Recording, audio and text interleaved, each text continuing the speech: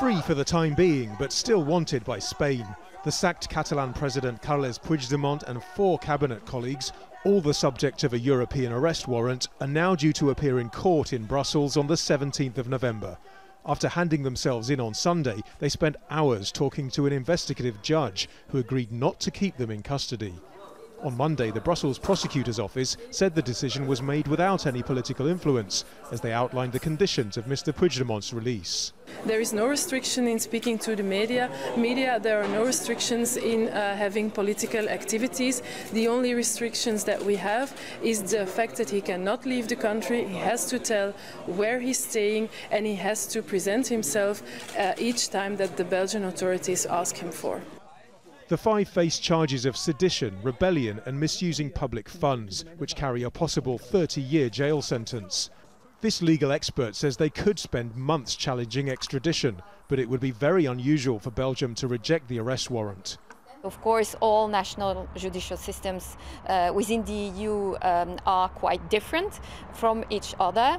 But in spite of this difference, because we share common values and we are all submit to the jurisdiction of the European Court of Human Rights, for instance, the judicial authorities of the different member states have to trust each other. So that is why the refusals are rather exceptional.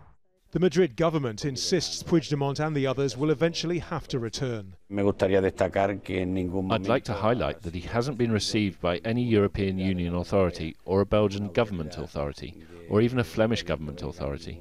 So he might be there with a friend or someone who supports him, but he has no institutional backing. He fled from Spanish justice, but I have no doubt that he will have to face justice. But in Catalonia's capital, Barcelona, supporters of secession were happy at the way the case was going.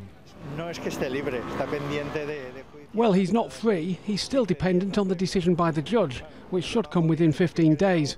And I think this will last until the elections on the 21st of December. So his case has got bigger, and I think that's how it should be. I think it was a smart move from our president, because our president is still Puigdemont, even if they don't want it. The case will expand, and we hope it becomes more international.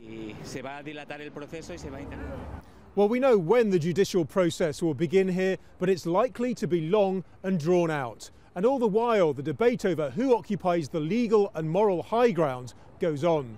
Nadim, Al Jazeera, Brussels.